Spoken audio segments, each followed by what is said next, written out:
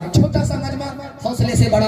थोड़ी देर के लिए बेहतरीन मेहमान खुसूसी चतुर्वेदी साहब तशरीफ ला रहे हैं, उनके लिए माहौल बन जाए। थोड़ी देर के लिए आप लोग तैयार हैं? सो करके जलसा सुनेंगे, हाथ उठा दीजिए इंशाअल्लाह। माशाअल्लाह। 3 सवाल है, पैगाम शुरू हो रहा है। बड़ा मुख्तसर, बड़ा खूबसूरत, आपकी पेशानी चमक रही है, दिल से दुआ निकलती है अल्लाह आपके मुकद्दर को चमकाए। 26 जनवरी को सामने रखिए। ये जलसा 26 जनवरी को होने वाला था, लेकिन पहले हो गया, लेकिन 26 जनवरी को सामने रखिए। हमारे मुल्क का दस्तूर बना, दस्तूर बना किसको देख करके बना, किसको कितना हक मिले किसको देख करके बना। मुल्क का दस्तूर बना है, 26 जनवरी मनाने वाले हैं। कानून की आजादी का दिन है वो, इस मुल्क का कानून बना किसको देख करके बना, ये मेरा पहला सवाल है। दूसरा सवाल है, मुल्क का कानून क्या है, मुल्क का हाल क्या है। कानून की दफा 38 में क्या लिखा हुआ है, मुल्क की कानून की दफा 39 में क्या लिखा हुआ है, मुल्क के कानून की दफा 47 में क्या लिखा हुआ है। ये मेरा दूसरा सवाल है। आखिरी सवाल है, अंग्रेज ने 3 तरह से हिंदू मुसलमान को लड़ाया। जबान के नाम पर कैसे लड़ाया, कब लड़ाया, कौम के नाम पर कैसे लड़ाया, कब लड़ाया, तादाद के नाम पर कैसे लड़ाया, कब लड़ाया। ये आखिरी सवाल है। सुनने के लिए तैयार है? हाथ उठा दीजिए इंशाअल्लाह। घबराना नहीं है, दाया बाया होता रहे चलेगा। हम भी आपकी जगह होते, सवाल अचानक होता मैं भी फंस जाता। अल्लाह जज़ाए खैर दे, आप बेहतरीन तरीके से सुन रहे हैं, आपके हर मुश्किल को अल्लाह आसान फरमाए। ध्यान से सुनिएगा, जल्दी से निकल जाएगा। 1950 में मुल्क का कानून बना, 120 मजहब को देख करके बना, 120 मजहब को देख करके कानून बन रहा है। मजहब को देखा जा रहा है, कानून बाद में बन रहा है। जिस मजहब ने सबको बराबर हक दिया उसको देख करके कानून बना। फख्र से हमारा सर ऊंचा होना चाहिए कि मुंशी कहते हैं कि इस्लाम को देख करके मुल्क का कानून बना, तब ताकि सबको बराबर हक मिले। हिंदुस्तान में एक दफा है, उसका नाम है 38। उस दफा 38 में लिखा हुआ है कि प्राइम मिनिस्टर को, मजदूर को, दोनों को तनख्वाह बराबर मिलनी चाहिए। प्राइम मिनिस्टर जो वजीर आजम है, जो मजदूर है, दोनों को तनख्वाह बराबर मिलनी चाहिए। यानी इस मुल्क में बेरोजगारी नहीं होनी चाहिए। लेकिन 2018 की रिपोर्ट है, पूरी दुनिया में सबसे बड़ा बेरोजगार मुल्क हिंदुस्तान है, नाइंसाफी की वजह से। दूसरा दफा दिखाने के लिए जा रहा हूं, दूसरी दफा 39 है। दफा 39 में लिखा है कि सबको बराबर इंसाफ मिलना चाहिए। लेकिन डिस्ट्रिक्ट कोर्ट का हाल है 2 करोड़ 81 लाख मुकदमा पेंडिंग में है। नाइंसाफी की वजह से आज इतने सारे मुकदमात पेंडिंग में हैं। दफा 47 में क्या लिखा हुआ है, मुल्क की दफा है, मुल्क का दस्तूर है, उसकी दफा 47 में लिखा हुआ है कि पूरे मुल्क में शराब को बंद होना चाहिए। जवान शराब के साथ, शराब जवान के साथ कभी तरक्की नहीं कर सकता। जब जवान शराब के साथ तरक्की नहीं कर सकता तो मुल्क को तरक्की नहीं होगी। इसलिए पूरे मुल्क में शराब को बंद होना चाहिए। हिंदू मुसलमान का झगड़ा 3 रास्ते से अंग्रेज ने खड़ा किया। 1900 ईस्वी में उसने अदालत में ऐलान किया, उर्दू में दरखास्त कबूल नहीं होगी, हिंदी में दरखास्त कबूल होगी। जबान के नाम पर मुसलमान को हिंदू से लड़ाया, हिंदू को मुसलमान से लड़ाया। 1903 ईस्वी में बंगाल को तकसीम किया। मुसलमानों से कहा तुम्हारी तादाद वहां ज्यादा होगी, हिंदुओं से कहा तुम्हारी तादाद यहाँ ज्यादा होगी। तादाद के नाम पर हिंदू मुसलमान आपस में लड़ गए। 1906 ईस्वी में अंग्रेज ने 2 पार्टी बनाई, एक का नाम रखा मुस्लिम लीग, एक का नाम रखा हिंदू महासभा। हिंदुओं से कहा तुम्हारी पार्टी वो है, मुसलमानों से कहा तुम्हारी पार्टी वो है। कौम के नाम पर हिंदू मुसलमान को आपस से लड़ा दिया। हाथ उठा करके वादा कीजिए, अंग्रेज की साजिश को हम कामयाब होने नहीं देंगे। भाई भाई बन करके रहेंगे, न इंशाअल्लाह, न घर बांटेंगे। हाथ उठाइए इंशाअल्लाह, इंशाअल्लाह। दिल मिले या ना मिले, हाथ मिलाएंगे, हाथ उठाइए इंशाअल्लाह। तेरा इतिहास है खून में लथड़ा हुआ, तू अभी तक है दुनिया में पिछड़ा हुआ। तूने अपनों को अपना न जाना कभी, तूने इंसान को इंसान न माना कभी। मेरे धर्मों में ज़ात की तक सीम की, तेरी रस्मों ने नफरत की तालीम दी। वहशतों का चलन तुझ में जारी रहा, कत्ल का जुनून तुझ पे तारी रहा। अपने अंदर जरा झांक मेरे वतन, अपने ऐबों को मत ढांक मेरे वतन। तू तरावड़ है या आर्या नस्ल है, जो भी है अब इसी खाक की फसल है। रंग और नस्ल के दायरे से निकल गिर चुका है बहुत देर, अब तू संभल। तेरे दिल से जो नफरत न मिट पाएगी, फिर गुलामी तेरी वाप पलट जाएगी। तेरी बर्बादियों का तुझे वास्ता, ढूंढ ले एक लिए अपना नया रास्ता।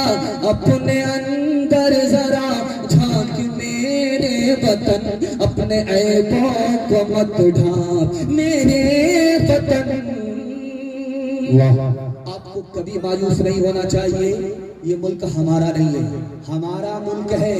हमने इतना खून बहाया है कि अगर वो खून अपने खून को जमीन में उगल दे तो जितने शक करने वाले हैं सब बह जाएंगे, डूब जाएंगे। एक किताब है, उसका नाम है अमृतसर जब जल रहा था। उस किताब में लिखा मुसलमानों के 10 लाख बच्चों को मारा गया है, तब ये मुल्क आजाद हुआ। बच्चों को मारने का क्या गुनाह था? बच्चे का गुनाह क्या था?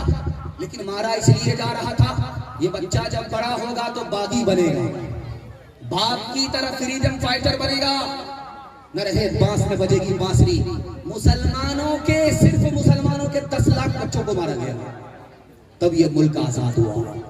उस किताब में लिखा है 90 लाख मुसलमान शहीद हुए हैं, तब ये मुल्क आजाद हुआ है। किसी को ये हक नहीं है कि वो मुसलमान को कह दे तुम्हारा मुल्क नहीं है। 90 लाख मुसलमानों ने इस मुल्क की आजादी में खून बहाया है। और आपको सुनकर के हैरत होगी, 80,000 मदरसे बंद किए हैं, 45 लाख तालीम का बजट 1838 में अंग्रेज ने कब्जा किया। कलेक्टर को जमींदार बनाया, मुसलमानों की जमीन लूट ली गई। अदालत में मुसलमानों की नौकरी पर पाबंदी, फौज में मुसलमानों की नौकरी पर पाबंदी। मुसलमानों को हर तरह से तबाह करके, मुसलमानों हर तरह की तबाही को कबूल करके इस मुल्क को आजाद करते हैं। एक किताब है, उसका नाम है डिस्कवरी ऑफ इंडिया। ये जवाहरलाल नेहरू साहब की किताब है। उसमें उन्होंने लिखा कि मुसलमानों ने जितना कुछ इस मुल्क को दिया है किसी ने नहीं दिया। महात्मा गांधी जी से कहा गया मुसलमानों से कहिए कि ये पाकिस्तान चले जाए। महात्मा गांधी कुर्बान जाइए उस बंदे खुदा की कुर्बानी पर। उसने क्या जुमला कहा है, आपका दिल खुश हो जाएगा। उनसे कहा कि आप बड़े लीडर हैं, आपकी बात मुसलमान मानते हैं, आप मुसलमानों में खड़े होकर के ऐलान कीजिए तुम इस मुल्क में मत रहो, तुम इसको छोड़ करके पाकिस्तान चले जाओ। तो महात्मा गांधी जी का जुमला था, मैं मुसलमान को किस मुंह से कह सकता हूं तुम हिंदुस्तान छोड़ करके पाकिस्तान जाओ। जब यहाँ का हिंदू सो रहा था मुसलमान जागा, जब हिंदू जान बचा रहा था मुसलमान ने जान देकर इस मुल्क को कुर्बान किया, इस मुल्क को आजाद किया। इसलिए फख्र से हमारा सर ऊंचा होना चाहिए, हम हिंदुस्तानी हैं, ये मुल्क हमारा है, हमारा था और इंशाअल्लाह क़यामत तक ये मुल्क हमारा रहेगा। हाथ उठाइए इंशाअल्लाह। सारे जहां से अच्छा हिंदुस्तान हमारा, हम बुलबुले हैं इसकी, ये गुलसिता हमारा, हम बुलबुले हैं इसकी। यूनान मिस्र रोमा सब मिट गए जहां से, अब तक मगर है बाकी नामो निशान हमारा। कुछ बात है कि हंसती मिटती नहीं हमारी, सदियों रहा है दुश्मन दौरे ज़मां हमारा। सारे जहां से से अच्छा माशाअल्लाह। बड़े अफसोस की बात है जो मैं आपके सामने रखने के लिए जा रहा हूँ मंदिर और मस्जिद के हवाले से। जब 22 जनवरी का दिन आया तो सारे गैर मुस्लिम बिरादराने वतन जागे, रोड पर आए राम मंदिर के नाम पर। 6 दिसंबर गुजर गया, मुसलमान सोते रहे, रोड पर नहीं आए। जो सोता है वो खोता है, जो जागता है वही पाता है। इसको सामने रखिएगा। बड़ा खूबसूरत पैगाम आपकी खिदमत में सुनने के लिए तैयार? हाथ उठाइए इंशाअल्लाह। आज अजान सुनेंगे, कल नमाज पढ़ेंगे, हाथ उठाइए इंशाअल्लाह। जरा ध्यान रखिएगा, जल्दी से निकल जाएगा। टीपू सुल्तान ने एक लाइन का नमूना आएगा, जल्दी से निकल जाएगा। प्लीज ब्रेक मार करके हमारी तरफ तवज्जो कीजिए, वरना पैगाम निकल जाएगा और जाये हो जाएगा। टीपू सुल्तान ने मुसलमान होकर के यहाँ के गैर मुस्लिम को कितना मंदिर दिया है? 156 मंदिर जागीर में दिया। 1659 से लेकर के 1685 तक में औरंगजेब बादशाह ने इस हिंदुस्तान को कितना मंदिर दिया है? इलाहाबाद हाई कोर्ट की रिपोर्ट है, 20 मंदिर औरंगजेब बादशाह ने दिया। सिंध का फातेह का नाम मोहम्मद बिन कासिम। मोहम्मद बिन कासिम ने मंदिर को क्या दिया? आपको सुनकर हैरत होगी। मोहम्मद बिन कासिम ने सरकारी खजाने से 3% रुपया गैर मुस्लिमों को दिया कि तुम मंदिर बनाओ, पुराने मंदिर की मरम्मत करो। नारे तकबीर, नारे तकबीर, उलमाए इस्लाम। बाबर बादशाह अपने बेटे हुमायूं से कहता है, बेटा मंदिर पर बुरी नजर उठाने की बात तो दूर की है, मंदिर को तोड़ने की बात तो दूर की है, यहाँ गैर मुस्लिम को मजहबी आजादी है, तुम इनके मंदिर को मत तोड़ना वरना इनसे दोस्ताना ताल्लुक नहीं रहेगा। अब सुनिए गैर मुस्लिमों की तरफ से भाईचारा, आपको सुनकर हैरत होगी। कमलापति त्रिपाठी बहुत बड़े पंडित थे, इंतकाल कर गए। बाबरी मस्जिद की शहादत से पहले उन्होंने हाथ जोड़ करके गैर मुस्लिमों से कहा, अरे तुम इसको मुसलमान का घर समझते हो, ये अल्लाह का घर है, ईश्वर का घर है, इस पर फावड़ा अगर चलाओगे तो मेरे सर पर फावड़ा चलेगा। जब बाबरी मस्जिद शहीद हो गई तो खुशूनत सिंह गैर मुस्लिम है, उन्होंने कहा कि 50 घर हिंदुओं के चूल्हा नहीं जला, सोग में के अल्लाह का घर टूट गया।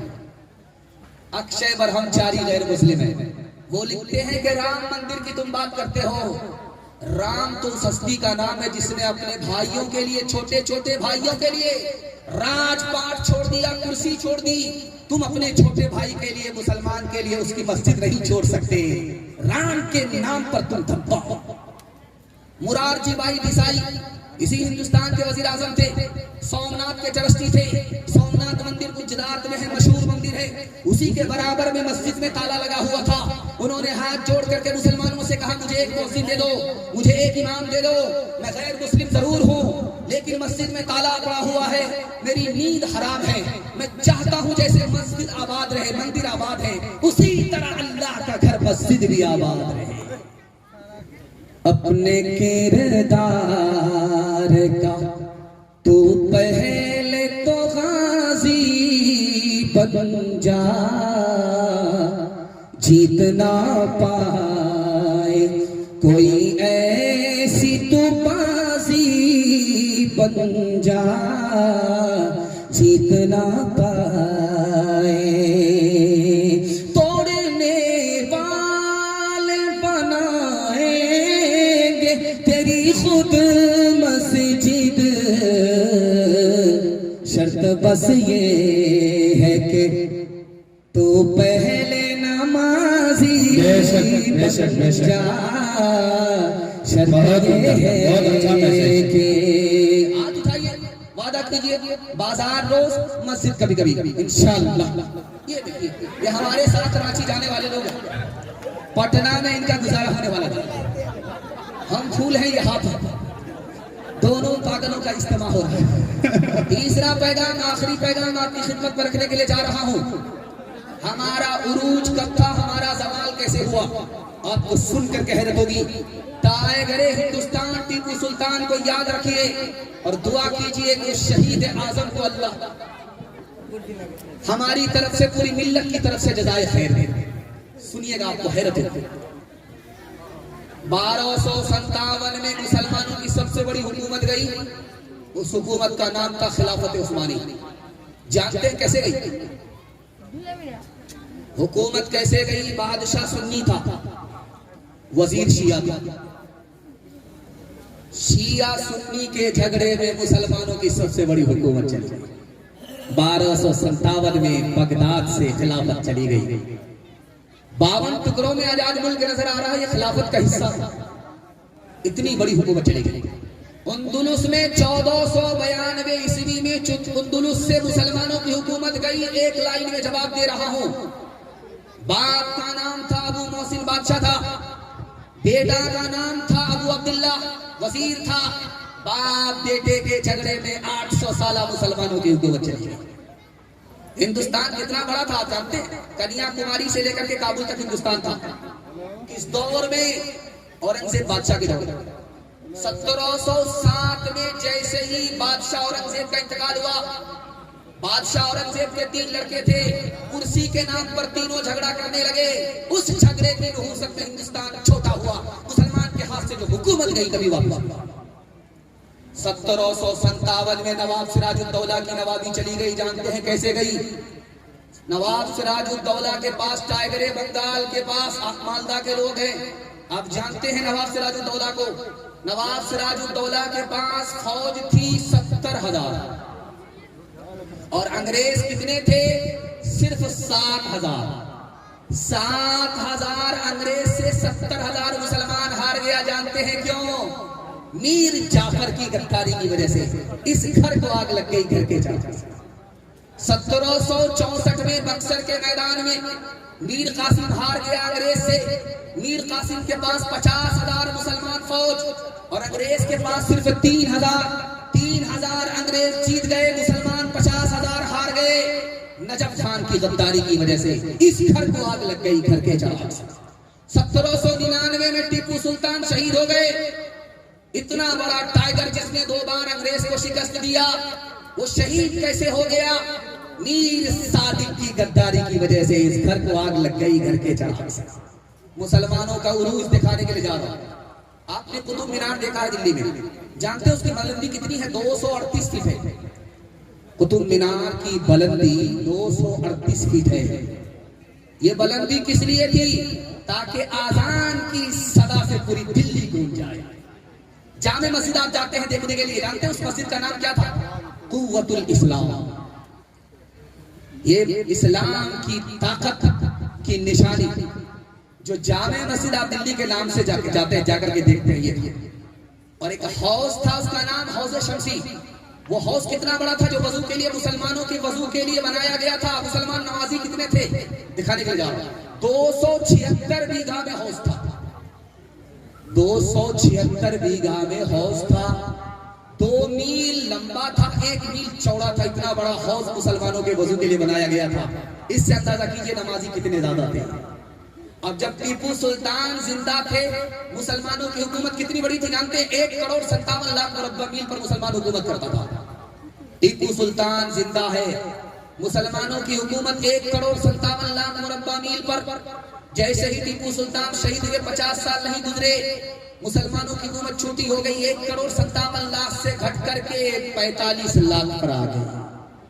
हाथ उठा करके वादा कीजिए हम इंशाअल्लाह अपनी औलाद में टीपू सुल्तान के जानशी को पैदा करेंगे। ये इनकलाबी दौर है, जबान से काम चलने वाला नहीं है। लात का भूत बात से नहीं मानेगा। हाथ उठाइए, इंशाअल्लाह ऐसे गाजी को पैदा करेंगे। इंशाअल्लाह ऐसे गाजी को पैदा करेंगे। शहीदे मर्दे मैदान तुझ पे लाखों है सलाम, तुझ पे लाखों रहमतें, ला इंतहा तुझ पे सलाम। हिंद के किस्मत में रुसवाई का ही सामान था, वरना तो खुद अहद आज़ादी का एक उन्वान था। अपने हाथों खुद तुझे अहले वतन ने खो दिया, अपने हाथों खुद तुझे अहले वतन ने खो दिया, अपने हाथों खुद तुझे अहले वतन ने खो दिया। आह कैसा बागबां शामे चमन ने खो दिया। पैगाम खत्म हो गया। अब मैं बड़ी जल्दी खुदा की मेहरबानी के हवाले, नबी की सुन्नत के हवाले आप तक पहुंच रहा हूं। आप लोग सुनने के लिए तैयार हैं? हाथ उठाइए इंशाअल्लाह। जो खुदा से नहीं मिला वो ससुर से लेंगे, हाथ उठाइए इंशाअल्लाह। ध्यान रखिएगा, जोर का झटका थोड़ा सा धीरे से आपको लग रहा है, लेकिन हम आपका पीछा छोड़ने वाले नहीं। जब तक हम कुर्सी नहीं छोड़ेंगे आपका पीछा छोड़ने वाले नहीं। आपके दिमाग को टटोलते रहेंगे कि आप पिंडाल में हैं या ससुराल में। अगर ससुराल से गए तो उनको जनाजा सुभान अल्लाह, सुभान अल्लाह, क्या अंदाज है। बहुत अच्छा सुनने, बहुत अच्छा सुनने, अल्लाह जज़ाए खैर दे। ध्यान से सुनिएगा इसमें। दुआ मोमिन के लिए सबसे बड़ा हथियार है, लेकिन मुसलमान उतना ही गाफिल है। गाफिल कैसे है दिखाने के लिए जा रहा हूं, एक एक लाइन, ज्यादा टाइम नहीं है यार। हमारी दुआ तो कबूल ही नहीं होती है, तो दुआ करके क्या फायदा। पहला हमला। दूसरा हमला, दुआ में जी नहीं लगता इसलिए दुआ नहीं करता। दूसरी को तारीफ, दुआ के तो हम काबिल ही नहीं है, गुनाहगार, जबकि गुनाहगार ही को ज्यादा दुआ की जरूरत है। तीसरा हमला, चौथा हमला, दुआ कीजिए भाई साहब। खुद सो रहे हैं, दुआ नहीं करते अपने लिए, दूसरे से करें दुआ कीजिएगा। मुद्दई सुस्त गवाह चुस्त। उसके बाद देखिए, जिसकी दुआ कबूल हो गई उसको वली समझते हैं, और जिसकी दुआ कबूल नहीं उसको मरदूद समझते हैं जी। गलत। और ज़बान से ज्यादा दुआ करते हैं, दिल से कम। एक आदमी मक्का में तवाफ कर रहा है, नाबीना है, अभी तवाफ मुकम्मल नहीं हुआ, अल्लाह से कह रहा मालिक मेरी मुझे बीनाई दे दो, मैं तेरे घर को अपनी आंख से देखना चाहता हूँ। हज्जाज बिन यूसुफ बगल में था, उसने सुना, ओ बुड्ढे जल्दी से दुआ कर लो कि आंख बीनाई तुम्हारी वापस आए। अगर तवाफ मुकम्मल होने तक तुम्हारी बीनाई वापस नहीं आई तो तुमको सूली पर चढ़ा दो। हज्जाज बिन यूसुफ बोल करके हट गया। और वो बूढ़ा करा मालिक अभी तक तो मैं बीनाई से परेशान था, अब तो मैं अपनी जान से परेशान हूं। मालिक बीनाई वापस कर दो वरना जान चली जाएगी। अभी उसका तवाफ मुकम्मल नहीं हुआ, मालिक ने उसकी बीनाई वापस कर दी। सुनने का मुबारक हो, तुम जबान से दुआ कर रहे थे, कभी तुम्हारी दुआ कबूल नहीं हुई। जब मैंने तुम्हें जान की धमकी दी, तुमने दिल से दुआ किया, इसलिए दुआ कबूल हो। बेशक, सुभान अल्लाह।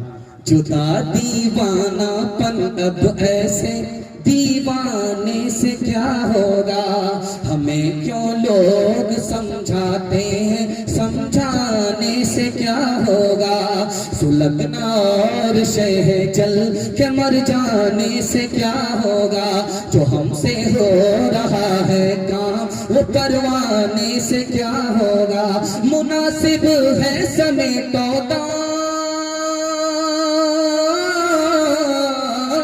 मुनासिब है समेटो मने दस्ते दुआ, जिस ज़बां है बेअसर और हाथ फैलाने से क्या होगा।